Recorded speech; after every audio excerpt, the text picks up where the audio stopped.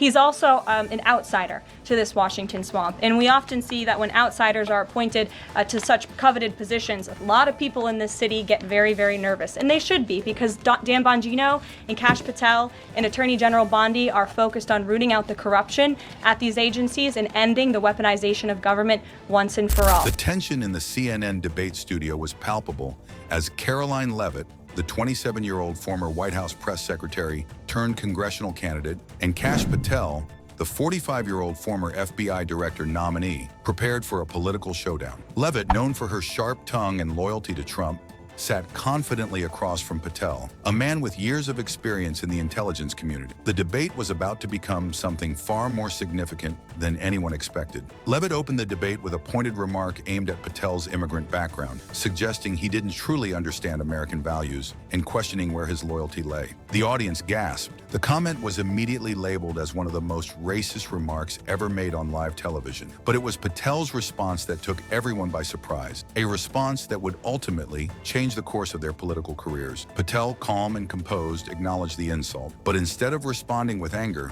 he leaned into the moment. "Miss Leavitt," he began, his voice steady but firm, "you want to talk about who belongs in America?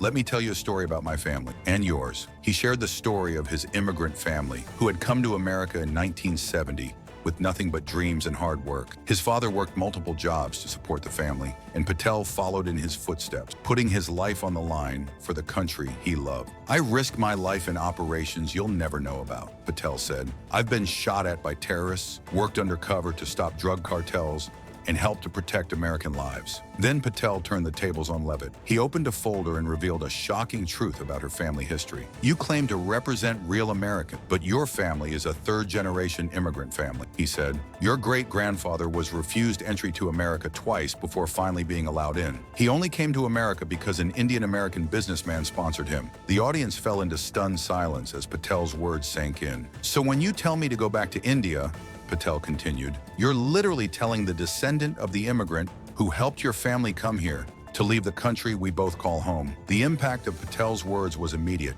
The audience erupted in applause, many of Leavitt's supporters now clearly uncomfortable with the turn of events. Leavitt, visibly shaken, struggled to respond, while Patel stood tall, his composure unshaken. "Real Americans," Patel declared, "don't judge people by where they came from, but by their actions in service to this country." The backlash against Leavitt was swift. Social media exploded with support for Patel, while Leavitt's campaign struggled to regain control of the narrative. Conservative figures like Ted Cruz and even Donald Trump, who had once been her most loyal supporter, were forced to take sides. Trump's response, posted on Truth Social, was a clear endorsement of Patel and a rejection of Leavitt's divisive rhetoric. As the debate unfolded, it became clear that Patel's measured and dignified response had transcended politics. His words resonated with Americans from all walks of life, reminding them that true American values were about hard work, loyalty, and service, not where your family came from. The debate had far-reaching consequences. The political discourse around immigration, identity,